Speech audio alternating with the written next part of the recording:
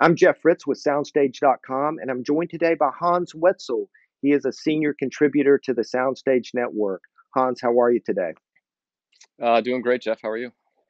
I'm good, and I appreciate you being here. I see in the background your system, and this is something that people haven't seen yet, but Hmm. just so that we can kind of let everybody know why we're here on SoundStageUltra.com next month, December 1st. We're going to unveil Hans Wetzel's reference system. There's going to be a ton of articles, all the products, photos of everything. So you'll see exactly the system that Hans uses to review equipment for SoundStage. And so today we're going to give you kind of a preview. This video will probably launch 3 or 4 days before December 1st. And so, Hans, I want to hear a little bit about your system. But before we get to the components, I Hmm. do know that you moved into a new home. You've completely furnished and treated a new listening room. Tell us a little bit about your new home and your listening room. Yeah, so it's quite a journey. So a tiny bit of history. I been reviewing at Soundstage for over 10 years now, and I've my last two places that I've lived in that I've reviewed in have been pretty suboptimal. And in downtown Philadelphia. And so my wife and I looking for a place out in the Philly suburbs, a lot more space, and obviously for me, wanted dedicated listening space, something I haven't had before. And so we landed a kind of a newer townhome with a nicely finished basement, and I thought, perfect. This is what I needed in terms of a foundation for a new room. So we're currently in my basement. The old owners, I think, had a pool table basically where I'm sitting. But what I've done is brought my couch down, bought some art on the walls. You can see behind me some new furniture, and my goal was relatively simple. I think I didn't want a dedicated listening room, so to speak, that was solely going to be for two channel audio. My goal was to have a more family friendly room. So I have a coffee table. I have a media console made of wood and metal instead of a dedicated rack for equipment.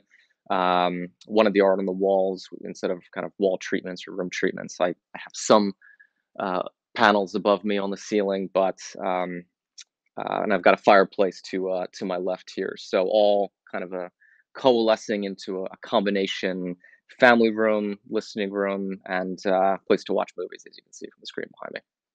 Well, you touched on something that I'm so in agreement on, and that is having a family friendly room because we've all seen, and actually, in past years before I had kids, I had a dedicated listening room that was pretty much just what you described. It was 100% audiophile, and then my wife and I had kids, and the room just wasn't, it wasn't what it could have been. It wasn't as family friendly as it could have been. And so in our current home, even though my listening space isn't quite what it was in my last home, it's a lot more family friendly. The kids spend more time up here, and you just get a lot more use out of it. So I kind of I hear what you're saying, and I think that that's a good thing priority wise.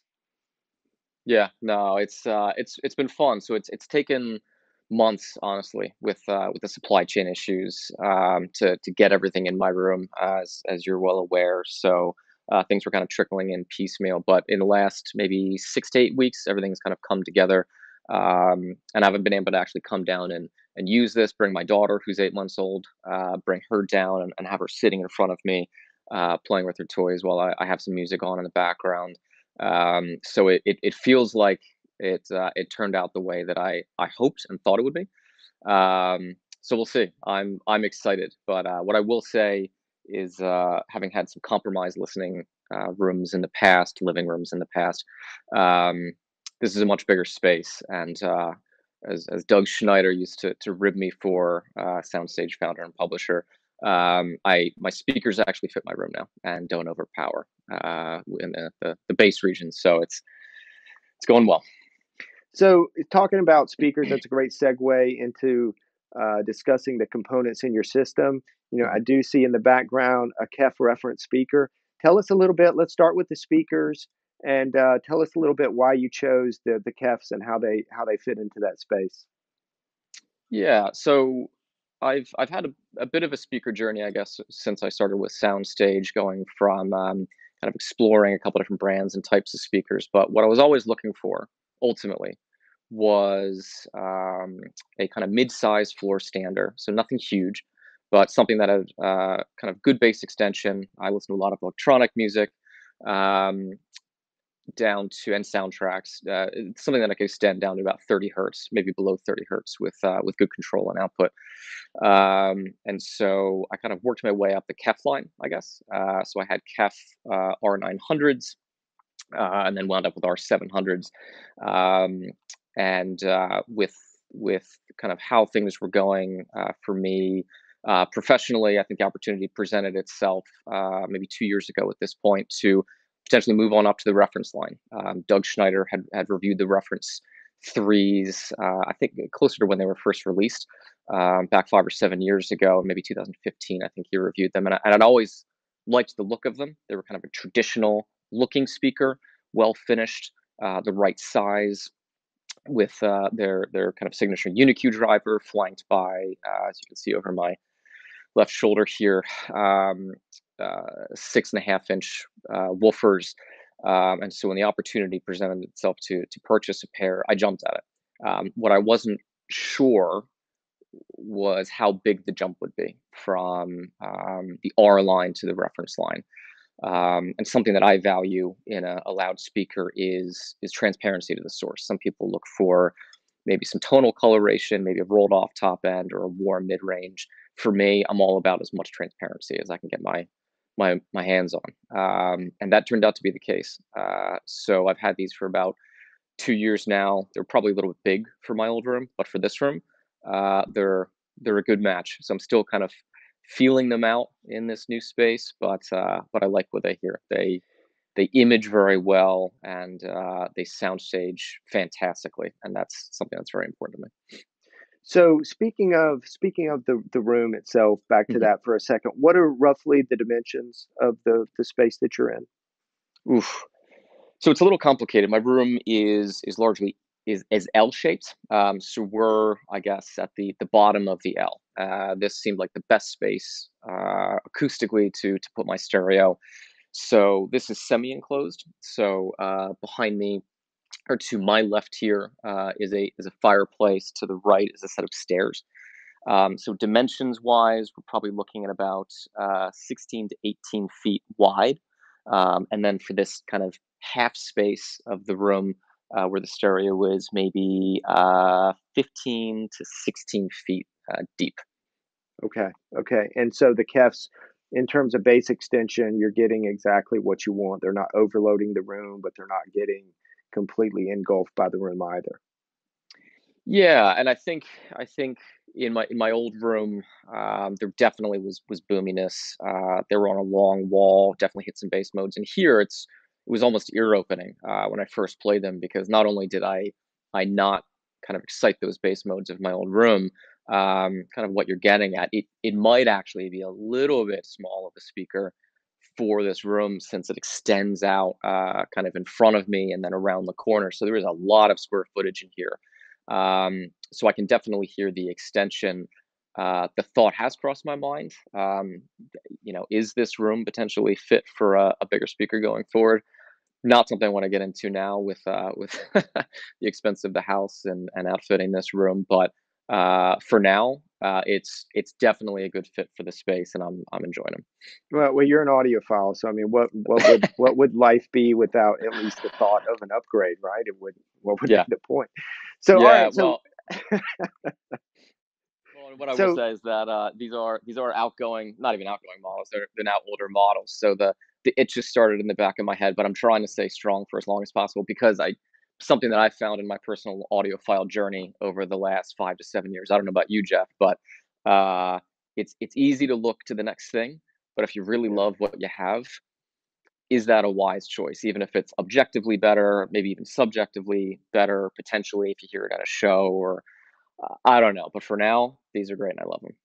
Enjoying what you have instead of worrying about what you don't have is a life lesson that you can actually learn by being an audiophile and draining your bank account, you know, That's over it. the years. All right, so That's it. so next thing, let's talk about Sure. driving the KEFs? I know that you're an integrated amplifier guy, but you've got a pretty stout, ambitious integrated amplifier. Tell us about that. Sure. So I've always, as you mentioned, I've always been an integrated amp guy. And what I have now is the Hegel Music Systems H590 integrated amplifier DAC.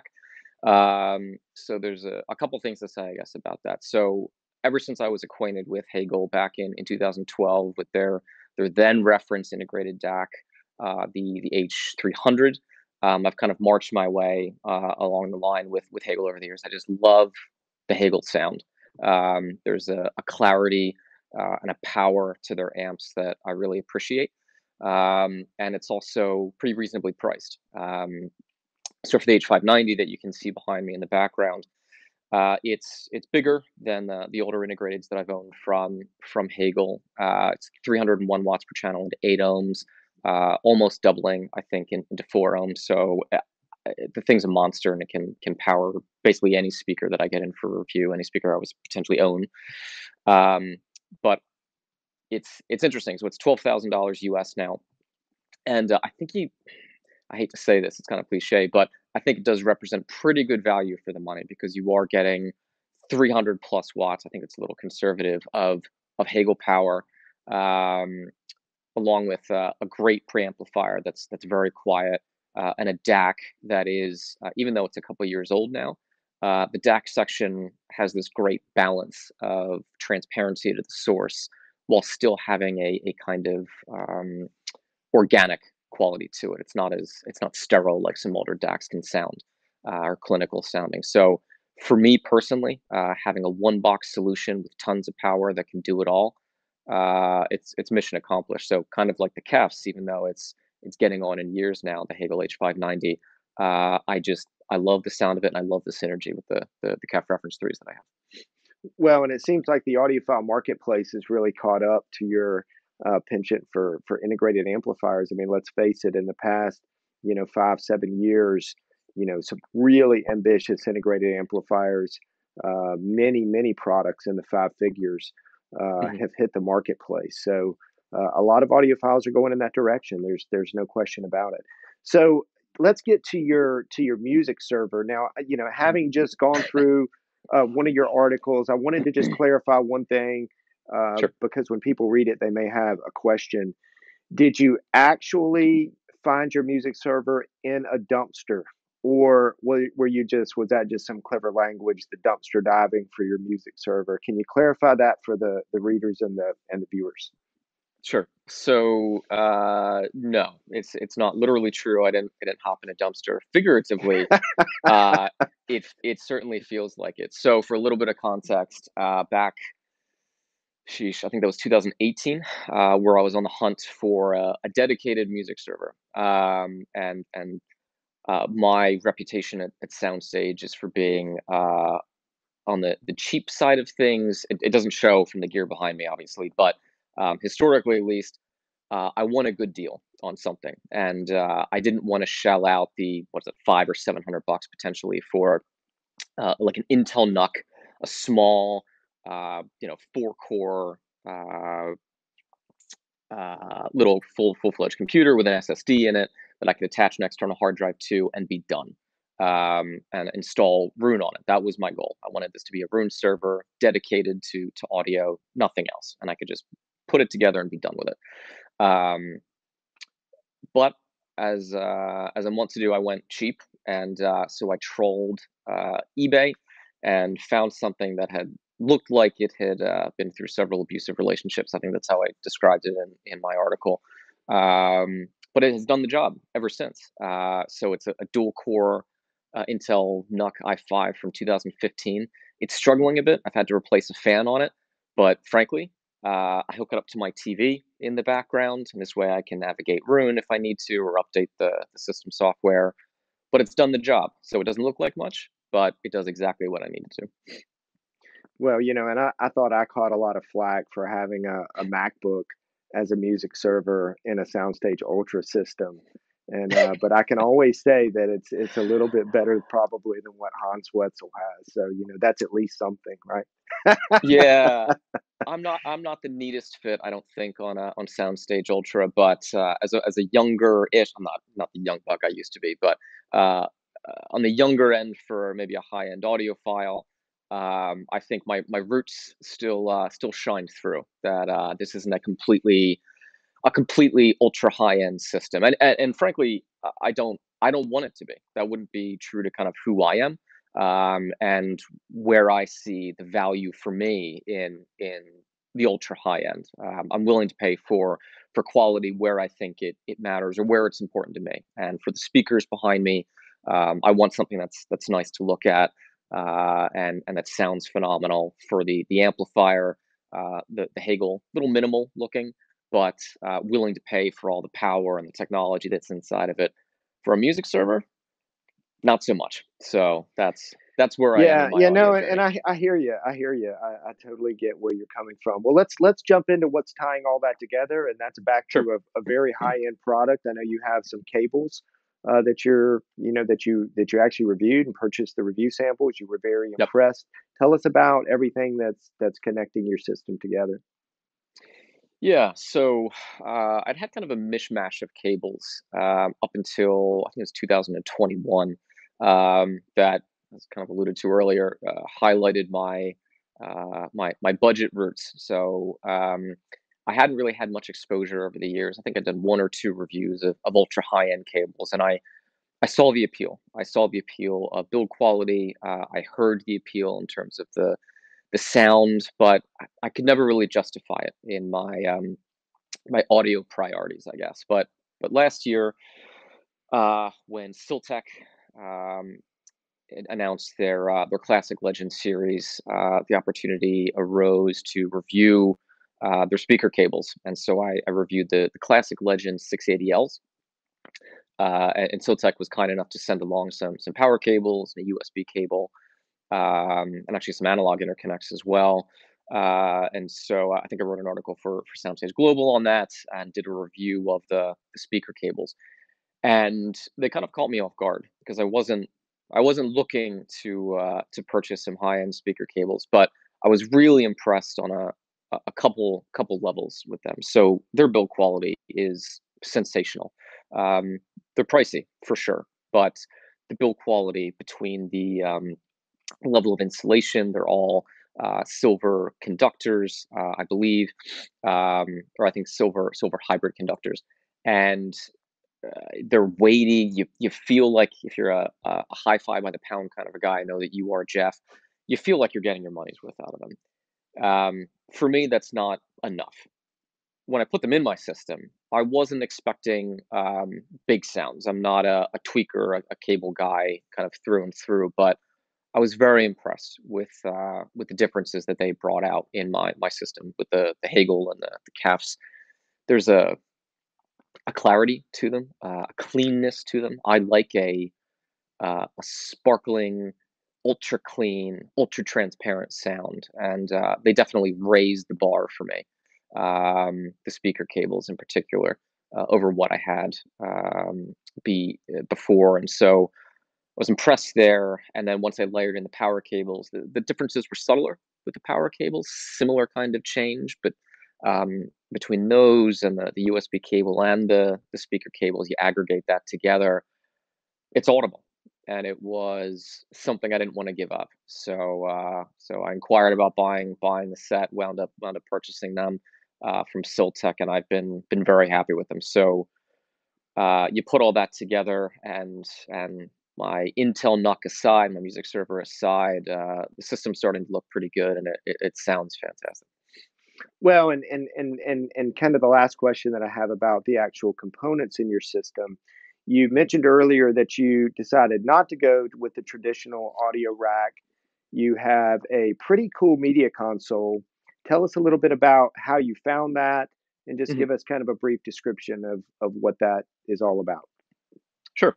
So for context, I always wanted a wood rack. Back when I thought about potentially owning a rack in my old place, I like the idea of wood and metal. And I think there's a company called Atacama. I think they're out of the UK, Atacama Racks. If I was going to go the traditional route, that's probably what I would have sprung for. But moving into the new place, I've got a big 77-inch, I guess over here, OLED TV behind me.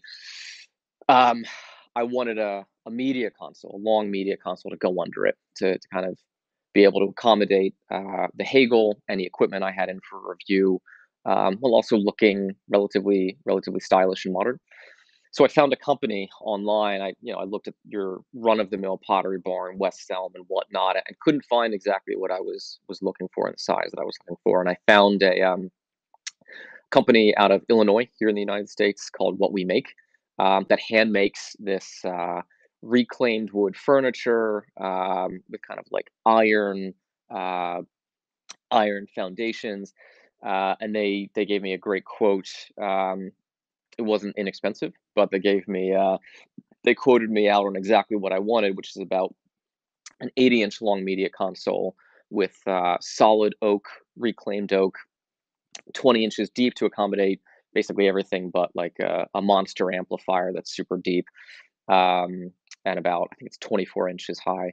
And so that allows me to put that kind of neatly under my OLED TV behind me. And it's heavy. It's super heavy, super robust. The wood is gorgeous. There's some central bracing that I know will accommodate, 100+ pound super integrated amplifier or separates if I go that route in the future.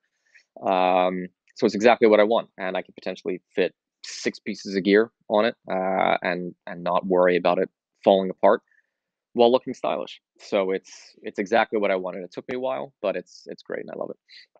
Well, and honestly, having, the space for 6 components, if you would have bought a traditional audio rack, those things, you outgrow them so fast, and Hmm. particularly when you're reviewing equipment and something comes in, and you're like, okay, well, I don't have enough rack space, so I'm going to put this on the floor, and that's not ideal. Hmm. So I think it's a great decision to have something that allows you, particularly with that 20-inch depth, to accommodate review components, or if you decide to go with separates later, you'll have space for that as well.